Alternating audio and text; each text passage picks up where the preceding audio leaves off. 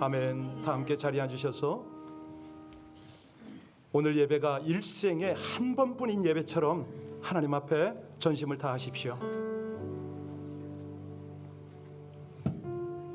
우리의 연약한 인생을 알고도 우리의 고통과 우리의 어려운 환경을 아심에 우리를 불러주신 하나님이십니다. 예배를 받으시기도 하시지만 이 예배를 통해서 우리의 아픔과 고통을 해결하시고 우리의 모든 피로를 채우시기 원하여 하늘 지혜를 허락하시려고 이 예배를 허락하셨습니다. 먼저 우리 감사와 찬양을 드리고, 하나님, 제가 아직 하나님을 향하여 집중하지 못한 것들이 있습니까? 세상 것들이 있습니까? 하나님과의 막힘이 있습니까? 회개로 다 씻어내고 오늘도 베푸실 하나님의 은혜를 소망하며 하나님의 은혜 속에 풍성함을 있게 하여 주옵소서. 우리 가정과 우리 교회 공동체가 이 어그러지고 거스는 세대 가운데 빛과 소금의 역할을 하길 원합니다. 하나님, 사용하여 주시옵소서. 우리와 동역하고 있는 선교사님들을 통해서 이 하나님의 역사를 이루시옵소서. 우리 합심으로 간절히 기도하고 우리를 대표해서 한철수 집사님 기도해 주십니다. 합심으로 기도하겠습니다. 아버지 하나님, 감사합니다. 주를 찬양합니다. 영화로우신 아버지 하나님 은혜, 하나님의 사랑을 살아와 저의 영광을 받으소서, 찬양을 받으소서. 아버지 하나님, 오늘 예배를 통해서 아버지 하나님의 거룩한 역사, 하나님의 은혜가 충만하기를 간절히 원합니다. 저의 도우심으로 사랑하는 저의 백성들이 한결같이 하나님을 온전히 한번하게 하여 주시기를 간절히 원합니다. 주여, 우리 주님께서 사랑하는 백성들을 부르셨습니다. 오늘 아버지 하나님의 음성이 들려지게 하시고 하나님의 지혜와 회복의 은혜가 충만하게 하여 주시며 모든 백성들이 한결같이 아버지 하나님 한 분만으로 인하여 주께 큰 영광을 돌리게 하여 주옵소서. 우리 아동부 중고등부 예배 가운데 함께 하시고 우리 선교지 함께 하여 주옵소서.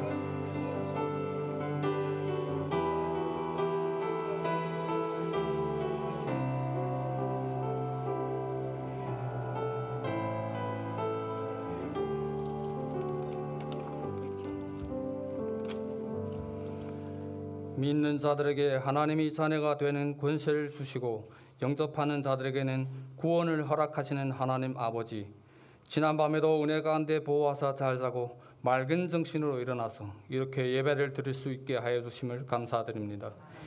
이 시간 찬송과 영광과 존귀를 하나님께 드리려고 이 자리에 모였사오니 하나님이 성령을 지금 이 시간 저희들에게 충만히 부어 주시옵소서. 하루하루 죽음을 향해 전진하는 인생길에서 행해지는 헛되고 헛된 일들과 죄행들을 인지 못하는 저희들은 어리석고 무지하여서 주님이 말씀을 듣고도 그 말씀 가운데 살지를 못하고 주님이 사랑을 받고도 그 사랑 안에 살지를 못하고 있음을 용서하여 주시옵소서. 세상 풍조 속에 취해 살면서 온전히 하나님 말씀에 순종하지 못하고 내 멋대로 살아왔던 것들을 회개하오니 저희들이 심령을 주님이 십자가 보혈로 정케하여서 저희들 마음속에 눈부신 십자가와 성령과 하나님이 말씀으로만 항상 가득 차게 하여서 하늘이 신령한 것들을 바라보고 하늘이 소망을 품고 살아갈 수 있는 믿음을 허락하여 주옵소서. 주의 사랑의 영원 깊은 곳까지 흘러넘쳐 육체적으로나 심적으로나 아픈 성도님들이 그 아픈 것들이 치유되게 하옵시고 항상 진실된 마음으로 살 수 있게 하옵시며 죄인의 자리와 오만한 자리를 떠나 오직 주님만을 의지하고 살면서 그 은혜가 내게 족함을 알고 감사하며 찬양하며 살아가는 복된 인생이 되게 하옵소서.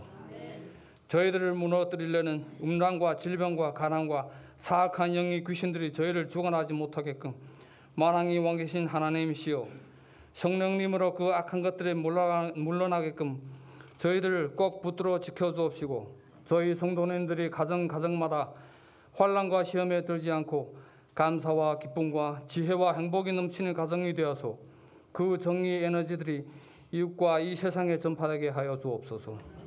주님, 저희들이 아픈 상처가 있으면 떠오르게 하시고 생각나게 하옵시고 그것 때문에 악을 품고 한을 품고 슬프지 않게 하시고 저희한테 상처 준 상대의 상처를 볼 수 있는 긍휼의 눈과 마음을 주셔서 용서하게 하시고 상처받은 자나 상처 준 자나 모두를 보혜사 성령님께서 어루만져 치우게 하여 주옵시며 또 금식과 기도로 영적으로 악한 이들을 물리칠 수 있는 지혜와 건강하고 단단한 영혼을 주옵소서.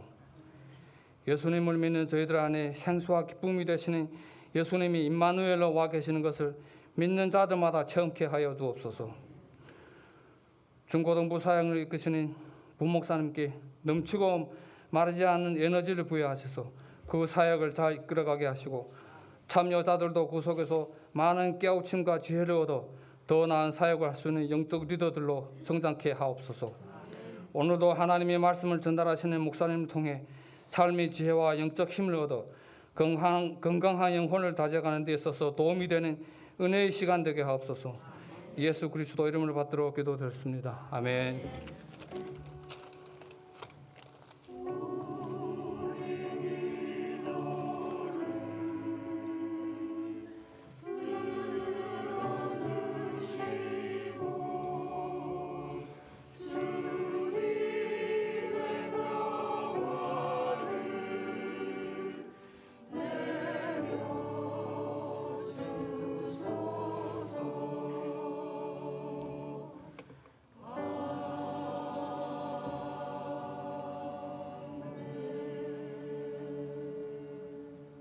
함께 봉독할 은혜의 말씀은 시편 6편입니다. 시편 6편 1절로 10절의 말씀을 우리 같이 합독으로 받들어 봉독합니다. 다 같이 봉독하겠습니다. 여호와여, 주의 분노로 나를 책망하지 마시오며 주의 진노로 나를 징계하지 마옵소서. 여호와여, 내가 수척하여 싸우니 내게 은혜를 베푸소서. 여호와여, 나의 뼈가 떨리오니 나를 고치소서. 나의 영혼도 매우 떨리나이다. 여호와여, 어느 때까지니까? 여호와여, 돌아와 나의 영혼을 건지시며 주의 사랑으로 나를 구원하소서. 사망 중에서는 주를 기억하는 일이 없사오니 수월에서 주께 감사할 자 누구리이까? 내가 탄식함으로 피곤하여 밤마다 눈물로 내 침상을 띄우며 내 요를 적시나이다.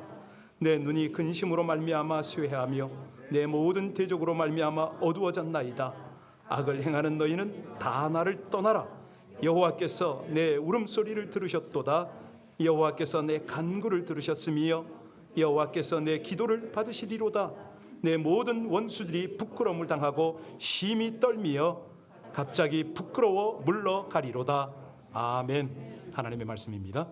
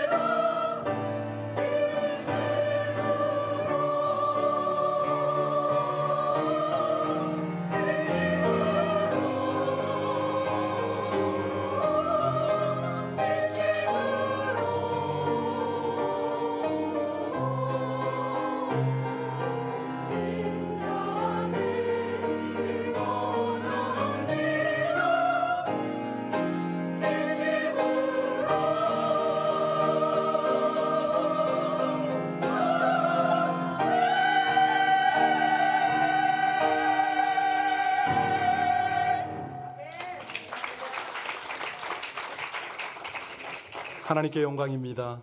예, 성가대를 통해서 큰 은혜를 하나님 허락하셨습니다. 오늘 아침에도 보면서 여러분의 모습이 너무너무 감동적입니다. 힘겨운 상황인데도 불구하고 하나님께 예배를 드리러 이곳까지 오신 여러분들 너무너무 복되십니다. 특별히 우리 어려움 중에 이 자리에 함께 계시는 우리 백수만 장로님, 우리 격려의 박수 한번 보내드리면 좋겠습니다. 전심으로 내가 하나님을 예배하기 위해서 오신 분이 계시고 마지못해 오신 분도 더러는 계실까요? 예, 모르겠습니다. 여튼간에 분명한 것은 예배 드리러 온 것이고 여러분들은 주님의 감동에 순종하셨다는 것이죠. 이것이 역사의 주관자이신 하나님의 인도를 받는 복된 인생인 줄로 믿으시기 바랍니다. 이게 너무너무 중요합니다. 엄청나게 우리 인생이 그 결과가 달라지죠. 어떤 농부가요, 농사를 짓는데 가축을 많이 길렀습니다. 이 밭 근처에 심한 악취가 나는 웅덩이가 있는 거예요. 웅덩이에 물이 고여 있긴 한데 이게 냄새가 심해서 소나 양이나 말을 먹일 수가 없습니다. 할 수 없이 먼 곳까지 가서 물을 길어다가 가축들에게 먹이다 보니까 불평이 쏟아지죠. 나중에는 할 수 없어서 너무 힘드니까 농부가 결국 웅덩이를 딸린 땅과 함께 남에게 팔았습니다. 사정하다시피 아주 헐값에 팔았거든요. 그리고 땅이 매매된 날 가족과 함께 즐거운 파티를 열면서 아주 기뻐했답니다. 그런데 그 땅을 판 것은 농부에게 일생일대의 실수였으니 왜 그랬을까요? 예, 생각하신 그대로입니다. 나중에 그 웅덩이 아래쪽에 어마어마한 유전이 발견이 되었다는 거예요. 심한 악취는 땅 밑에 유전이 있었기 때문에 거기서 나는 냄새였습니다. 살다 보면 우리 세상이 만만치가 않습니다. 악취가 날 수도 있고요. 고통스러운 사랑 때문에 괴로울 때가 있습니다. 끝이 보이지 않는 상황. 와, 정말 난 너무 힘들어. 나 도망가고 싶어. 뭐 이럴 때도 있겠죠. 그것이 질병 때문에 그렇든 재정 때문에 그렇든 인간관계 때문에 그렇든 말 못할 사정 때문에 그렇든 어떤 그런 일이 있을 수가 있습니다. 이게 쉽게 해결되지 않으면 어떻게 되죠? 병이 듭니다. 뭐 다른 여러 가지 이유도 있겠지만 우리가 마음의 고통 때문에 환경 때문에 병이 들 수가 있습니다. 한 사람이요 너무너무 힘이 들어서 밤마다 눈물을 짓는데 너무너무 눈물을 흘려서 눈이 짓물렀습니다. 눈이 침침하기까지 합니다. 바짝바짝 말라서 수척했는데 뼈가 흔들리고 영혼이 떨린다 이 고백을 하는 거예요. 여러분 이럴 때 어떻게 해야 됩니까? 우리 가운데 이런 분이 계신가요? 오늘 본문이 바로 그 대답을 주고 있습니다. 모진 고통, 모든 문제 어떻게 해결하는가? 이게 오늘 답인데요. 시편 6편을 누가 지었습니까? 살짝 컨닝하세요. 예, 누가 지었죠? 다윗이. 다윗 그러면 하나님 마음에 합한 자 아닙니까? 그가 일생 동안 한 2번 정도의 큰 죄를 저질렀는데 아세요? 하나는 바세바 사건, 또 하나는 인간의 계획을 진행시키려고 인간의 힘을 의지하려고 인구조사했던 거. 사실 이 2가지 사건이 배경인지 아니면 우리가 모르는 어떤 고통이 배경인지는 잘 모르겠습니다. 오늘 다윗이 너무너무 힘들어서 어떤 고백을 하고 있는가? 2절, 3절을 읽고 본문 안으로 들어가 봅니다. 2절, 3절 봉독합니다. 여호와여 내가 수척하였사오니 내게 은혜를 베푸소서. 여호와여 나의 뼈가 떨리오니 나를 고치소서. 나의 영혼도 매우 떨리나이다. 여호와여 어느 때까지니까? 어느 정도 힘들다고요?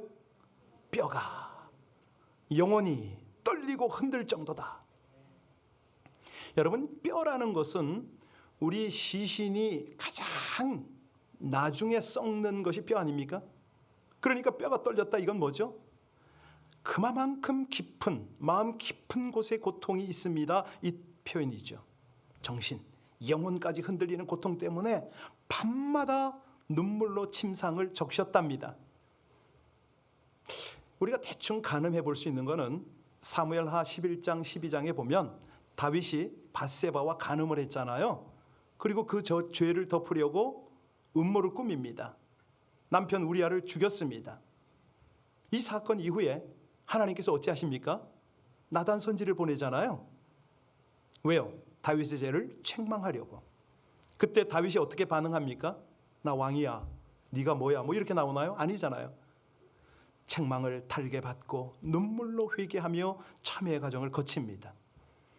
그 과정 속에서 하나님이요, 얼마나 큰 긍휼과 은혜를 베푸시는지 모릅니다. 자, 여기서 핵심은 뭐냐면 하나님께서 참회할 수 있도록 기회를 주셨다는 거 아니에요? 그리고 참회를 하니까 용서를 하셨다는 겁니다. 이게 은혜인데 다윗은 다시 한번 고백을 합니다. 아니라는 거예요. 그거보다 더 큰 은혜가 있다는 거죠. 그게 뭐냐면 하나님께서 나로 죄를 깨닫게 하셨다. 하나님이 진노하심을 알게 하셨다. 깨닫게 하셨다. 이 부분이었습니다. 우리가 이것을 이제 이 시대로 한번 가져와 볼게요. 많은 사람들이 독일과 일본을 비교합니다. 어떻게 보면요, 2차 대전 때에 독일이 일본보다 더 큰 잘못을 범했잖아요. 수백 명을 몰살을 했잖아요. 자, 이 대전 속에서 못된 죄를 인류에게 지었는데 독일이 어떻게 합니까? 지금 주변 여러 나라로부터 지탄을 받지 않습니다. 오히려 유럽에서는요, 이 수장 역할을 한다고 그럴까요? 세계 평화에 기여를 하고 있습니다. 반면에 일본은 어떻습니까? 한국뿐만 아니라 중국, 아시아 여러 국가로부터 지탄을 받죠. 이유가 뭡니까? 그렇습니다. 독일은 진정성 있는 사과와 보상을 했습니다. 지금도 여전히 참회의 자세를 보이고 있어요. 그런데 일본은요, 형식적 사과, 생색내기 보상. 아니, 지금도 참회는 고사하고 역사를 왜곡하잖아요. 그리고 주변 국가들의 반감을 잠재우기는커녕 계속 불러일으키고 있습니다. 여러분, 어떤 느낌이 드세요? 일본을 보면 괘씸한가요? 우리 그리스도인들은 일본을 딱 보는 순간 불쌍하다 이런 생각이 들어야 되지 않을까요? 측은하잖아요. 아니, 선조들의 죄를 몰라요. 사과할 줄도 몰라요. 이 어떤 죄악의 매듭을 풀어내질 못한다고요. 왜요? 하나님을 모르니까. 하나님을 믿지 않으니까. 그래서 오늘 본문을 딱 보면은 우리 안에 뭐가 깨달아져야 되냐면 참회는 아무나 하나 이겁니다. 참회가 아무나 되는 게 아닙니다. 여러분, 하나님의 은혜를 받아야 정말 회개가 되는 줄로 믿으시기 바랍니다. 자, 1절을 보겠습니다. 다윗이 어떻게 회개합니까? 1절입니다. 여호와여, 주의 분노로 나를 책망하지 마시오며 주의 진노로 나를 징계하지 마옵소서. 여러분, 가만히 생각해 보세요. 다윗이 밧세바를 범하고 난 뒤에 하나님의 징계가 바로 왔나요? 안 왔습니다. 게다가 우리아를, 그 부하, 그 밧세바의 남편이죠, 우리아를 죽게 한 뒤에도 하나님께서 이 다윗의 악에 대해서 바로 징계, 심판을 하셨나요? 나타나지 않았어요. 그러니까 다윗 입장으로는 내가 요런 정도 왕으로서 요런 정도 죄를 저지른 것, 이거 그냥 넘어갈 수도 있는가 아닌가 이런 생각을 할 수도 있어요. 1절을 가만히 보시면은 이거를 깨달은 거예요. 와, 여러분, 많은 사람이 착각하는 거 아세요? 내가 큰 죄를 저질렀는데, 아니, 저 사람이 저렇게 나쁜 짓을 했는데 하나님 바로 벌을 내리셔야지요. 우리 이럴 때가 있어요. 아니, 누군가의 악이 드러났을 때 하나님 빨리빨리 이거 처리해야 되는 거 아닙니까? 그런데 이상하게도 하나님이 안 계신 것처럼 별일이 없어요. 일전에요, 우리 미국 사회에서 누구라 이름만 말하면 잘 아는 그런 유명한 목회자 한 사람이 자기 교회 성도 여성들과 더불어서 불륜을 저질렀습니다. 큰 파문이 일어났었죠. 그런데 그 죄가 여러 해 동안 지속되었다가 드러난 거 아시죠? 문제는요, 이 목사가 계속 죄를 저지르는 중에도 설교를 계속했어요. 교회가 점점 불어났어요. 여러분, 이 상황을 어떻게 이해하십니까? 이럴 수 있나요? 하나님이 이래도 되나요? 그래서 중요한 거는 하나님의 징계는 사람의 징계와는 다르다. 죄를 지었다고 당장 하나님이 벌 주시지 않을 때가 많아요. 이게 하나님의 징계야라고 쉽게 알아차리지 못할 때가 너무 많다니까요. 여러분, 그 목회자가 어떻게 됐죠? 그렇게 여러 해 동안 반복해서 죄를 저지르면서도 자기 사역을 했어요. 다른 말로 하면 하나님의 진노를 깨닫지 못했다는 거죠. 그렇습니다. 여러분, 오늘 설교를 들으면서요, 딱 마음에 담으셔야 할 것이 있습니다. 하나님께서 여러분이 범죄할 때 간섭하시는 것이 은혜인 줄로 믿으시기 바랍니다. 하나님께서 우리가 죄를 지었을 때 우리 영혼이, 우리 뼈가 흔들리도록 고통당하게 하시는 것이, 그것이 은혜인 줄로 믿으시기 바랍니다. 우리 예수님이 그렇게 말씀하세요. 그가 와서 죄에 대하여, 의에 대하여, 심판에 대하여 세상에서 책망하시리라. 성령께서 우리를 책망하시거든요. 내 마음이 자꾸 꿀꿀해요. 기도가 막혀요. 나도 모르게 모든 일이 막혀요. 얽혀요. 그럴 때는 깨달으라는 거죠. 내가 영적으로 뭐가 묶였구나. 영적으로 내가 고달프구나. 그렇게 우리가 하나님 앞에 자신을 돌아보고 성령의 도우심을 구하면 그때 하나님께서 먼저 회복하는 것이 뭐냐면 하나님과 우리 관계를 회복하세요. 그리고 기도가 열리고 모든 응답들을 하나님께서 허락하십니다. 근데 필수 과정이 6절입니다. 꼭 이 과정을 거치셔야 돼요. 6절 같이 봉독합니다. 내가 탄식함으로 피곤하여 밤마다 눈물로 내 침상을 띄우며 내 요를, 눈물로 어떻게 침상을 띄워요? 말이 돼요? 예, 사람 몸도, 예, 이거는 과장법이거든요. 시적 표현입니다. 밤마다 눈물을 흘리는데 너무 많이 흘렸다는 거예요. 마치 홍수가 나서 침대가 물에 뜨는 것처럼 되었다. 아니, 침대 위에 요마저 눈물로 흥건히 적셨다. 여기서 이제 우리가 의미를 깨달아야 되는데 왜 이렇게 밤마다 울었을까요? 예, 다윗은요, 자기의 살아가는 모습을 간섭해 주시는 하나님 때문에 울은 거예요. 그 사랑이 너무 감사한 거예요. 나를 버려두는 게 아니라 내 마음대로 살도록 그렇게 내팽개치는 것이 아니라 일일이 간섭하시고 깨닫게 하시고, 이 하나님의 지극한 사랑이 너무 감격이 되어서 뜨거운 눈물을 흘린 거예요. 무엇보다도 자기 속에 보이지 않는 병이 있는데 이 아픔, 이 마음, 이 영혼을 회복하려고 하시는 하나님의 노력, 하나님의 그 사랑이 너무 감격한 거예요. 그러다 보니까 깨달아지는 게 뭐예요? 그렇구나, 죄는 내가 저질렀는데 실망은 하나님이 하시는구나, 나보다 더 고통스러운 게 하나님이구나, 이까지 간 거예요. 그래서 눈물이 나는 거예요. 다윗은요, 지금 이 기도시를 언제 썼습니까? 그 사건 이후에 쓴 거 아니에요.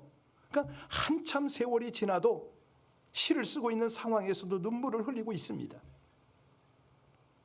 그러니까 다윗의 회개는, 참회는 그냥 일반적인 참회가 아니에요. 폭풍 눈물을 동반하고 정말 영혼의 고통을 동반하는 그런 진실한 회개를 한 겁니다. 다윗은요, 이때뿐만이 아니죠. 그 이후에도 여러 번 이때를 생각하면서 울고 또 울었습니다. 왜 이렇게 했다고요? 다윗은 하나님을 사랑하는데 그냥 말로 사랑한 게 아니라 전심으로 사랑했거든요. 그리고 무엇보다도 그는 영적으로 굉장히 민감한 사람이었습니다. 하나님과의 관계가 이래서는 안 되지. 내가 이게 뭔가? 질문하겠습니다. 여러분은 어떠십니까? 여러분은 설교를 통해서 혹은 사람을 통해서, 환경을 통해서 내 죄가 진단이 되어지고 드러나면 여러분은 어떻게 반응하세요? 핑계를 대시나요? 누구 때문에 그러시나요? 하나님께서 이것쯤은 지나갈 수 있을 거라고 그렇게 생각하시나요? 아니면 내가 지은 죄 때문에 내 뼈가 흔들리고 영혼이 흔들리는 그런 경험 해보셨나요? 지금 오늘 본문은 뭐냐면, 지은 죄 때문에 죄책감도 필요하지만 무엇보다도 하나님의 마음을 아프게 한 그것 때문에 내 영혼에 진통이 있느냐, 이걸 묻는 겁니다. 토마스 플러가가 그런 말을 해요. 죄에 빠지는 것은 인간이고 그 죄를 해결하는 것은, 슬퍼하고 해결하는 분은 예수 그리스도고, 이 죄를 감추고 이게 잘 살잖아 자랑하는 것은 악마일 뿐이다. 이렇게 말을 했어요.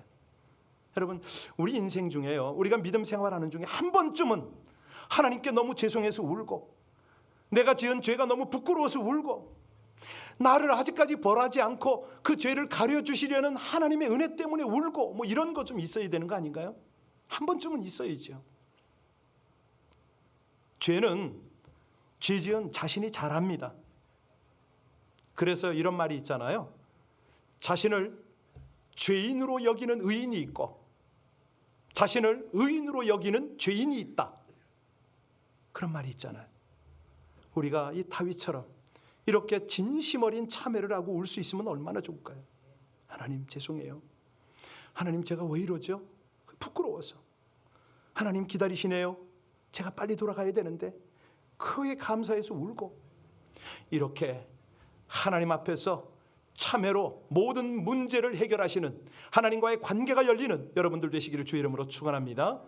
이제 8절부터 10절까지를 보면 대반전이 일어납니다. 와, 그 고통 속에 있던, 뼈가 떨리고 영혼이 떨리던 다윗이 뭐라고 선언합니까? 8절 같이 읽겠습니다. 악을 행하는 너희는 다 나를 떠나라. 여호와께서 내 울음소리를 들었습니다. 내 간구를 들었다. 내 참회를 하나님이 받으셨다. 나를 용서해 주셨다. 이 확신이 있는 거예요. 여러분, 이때부터 무슨 일이 벌어집니까? 그의 심령의 병이 낫기 시작을 하는 거예요. 놀라운 회복이 일어나기 시작하는 거예요. 하나님의 용서를 깊이 체험하니까 그 영혼의 기쁨이 누려지는 거죠. 나는 더 이상 죄인이 아니다. 아주 담대하게 선포하는 게 9절입니다. 9절 같이 봉독합니다. 여호와께서 내 간구를 들으셨으며 여호와께서 내 기도를 받으시리로다. 그렇습니다. 과거처럼 다시 한번 하나님과의 관계가 회복이 되고, 내가 드리는 모든 기도가 하나님께 연락이 되어서 하나님이 응답하시리라. 이 확신 아닙니까? 이제는 뼈도 떨리고 영혼도 떨리지만 이제는 은혜로운 떨림인 거예요. 예전에는 고통 속의 떨림이었다면 지금은 감격 속의 떨림인 거죠. 10절 보겠습니다. 10절 같이 읽습니다. 내 모든 원수들이 부끄러움을 당하고 심히 떨이요 갑자기 부끄러워 그렇습니다. 여러분, 다윗이 죄를 범한 다음에요, 원수들이 얼마나 공격했는지 몰라요. 너 죄인이야. 보이지 않는 사단이 계속해서 다윗을 정죄를 하고, 일마다 때마다 사건 사고 터지게 하고, 아들이 반란을 일으키고. 그러니까요, 사실은 이 모든 문제의 배후에는 사단이 있는 겁니다. 그런데 이제 용서를 받은 거예요. 저들이 다시는 자신을 공격하지 못할 것이고 완전히 떠나갈 것이다. 이거를 확신하는 거예요. 왜? 하나님과 완전히 하나가 되었으니까. 그 틈 사이가 없는 거죠. 용서를 확신하면 이렇게 됩니다. 기쁨을 맛보고 확신에 넘치게 되는 거죠. 여러분, 이 은혜가 여러분의 은혜인 줄로 믿으십니까? 왜 그러냐면 십자가에서 우리 주님께서 우리의 모든 죄를 다 담당하셨잖아요. 대속의 죽음을 죽으셨잖아요. 아니, 그 모든 죄와 심지어는 우리를 가장 두렵게 하는 사망 권세까지 밟아 승리를 하셨잖아요. 부활을 하셨잖아요. 여러분, 그래서요, 우리가 성경을 읽고 설교를 들을 때 놓쳐서 안 되는 게 있습니다. 어떤 종교나 철학이나 사상이 말하지 못하는 놀라운 하나님의 비밀, 이거는요 꼭 우리가 쥐어야 합니다. 내 마음에 새겨야 돼요. 우리 성경은 죄를 벌로만 연결하지 않습니다. 물론 죄 다음엔 심판이 있지만, 징계가 있지만, 중요한 거는 이 죄는 은혜로 연결이 된다. 이걸 성경은 가르치고 있어요. 이게 구원의 복음인 거죠. 에베소서 1장 7절에 뭐라고 그랬습니까? 우리는 그리스도 안에서 그의 은혜의 풍성함을 따라 그의 피로 말미암아 속량 곧 죄사함을 받았느니라. 이거거든요. 우리 예수님, 다윗과는 또 다릅니다. 우리는 예수님의 대속의 은혜가 우리 가운데 흘러요. 우리가 죄인입니다. 그런데 예수를 믿음으로 예수 안에서 죄사함을 받잖아요. 그리고 지금은 하나님의 자녀의 놀라운 풍성한 은혜를 누리잖아요. 성경이 죄인이 벌을 피할 수 있다, 그 길이 있다, 이걸 가르칩니다. 이 세상을 사는 동안도 자신이 지은 죄 때문에 자신을 억누르는 죄의 짐을 벗을 수 있는 길이 있다, 이걸 가리키는 거예요. 여러분, 누가복음 15장에 돌탕에 비유하시죠? 돌아온 탕자. 한 아들이 미리 상속받아 탕진한 뒤에 고통으로 얼마나 힘듭니다. 아니, 지금 집이 있어요. 부모님 집이 있어. 돌아갈 수가 없어요. 왜냐하면 자기 생각에 아버지가 분명히 책임을 추궁할 것 같고 책망을 당할 것 같으니까 가기가 쉽지 않아요. 그러다 마침내 하나님의 은혜가 임했습니다. 자신의 잘못을 깊이 뉘우치고 회개하고 울며 돌아오지 않았겠습니까? 그런데 그 축 늘어진 어깨로 돌아오는 아들을 바라보는 아버지가 어찌했습니까? 달려갔어요. 맨발로 껴안았어요. 용서했어요. 그의 모든 지위를 회복시켜 주셨습니다. 아니, 아버지께 책망받고 내침받을 줄 알았는데 조건 없이 이런 용서를 받고 권위가 회복되고 나니까 아버지 품에 안긴 아들이 어찌했겠습니까? 주체할 수 없는 눈물이 흘렀겠죠. 그 눈물은 기쁨의 눈물이었겠죠. 우리 하나님이 바로 이걸 원하세요. 제대로 된 참회를 한번 해봐라. 완전하게 돌이켜봐라. 눈물로 죄를 한번 고백해봐라. 네가 그렇게 하고 나면 네 영혼이 얼마나 시원하고 후련한 줄 아느냐?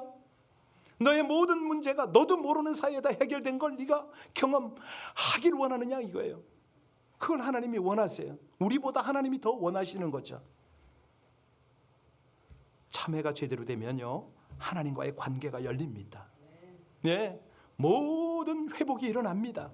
네, 형통의 은혜를 누릴 수밖에 없는 거예요. 모든 문제와 위기는 하나님이 해결하시는 거죠. 그때부터 새 역사가 펼쳐집니다. 왜? 원수가 부끄러움을 당하고 달아나듯이, 우리 하나님께서 그를 쫓아버리니까 그곳에 설 자리가 없는 거죠. 여러분, 오늘 오랜만에 복음성가 한번 할 텐데요. 예수님 내가 옵니다. 이 찬양 한번 할 텐데 찬양하기 전에 한번 생각해 보세요. 하나님께서는 우리의 병든 몸과 마음을 치유하기를 원하십니다. 문제를 해결해 주길 원하세요. 그래서 우리의 악한 모습을 지금 진단하셨습니다. 깨달아라. 깨닫는 은혜를 주셨다는 거죠. 무엇보다도 우리 속에 지금 선한 양심을 주장하여 주셔서 내가 이렇게 가다가는 하나님 계속 실망하시겠구나. 내가 하나님 마음을 계속 아프게 할 수가 있겠구나. 그래서 우리가 이 찬양을 하고 기도를 하면서 죄송해서 울고 내 죄가 부끄러워서 울고 나를 벌하지 않고 지금도 기다려 주시는 그 은혜 때문에 감격해서 울고, 그래서 온전한 회복이 일어나는 이 시간이 되었으면 참 좋겠습니다.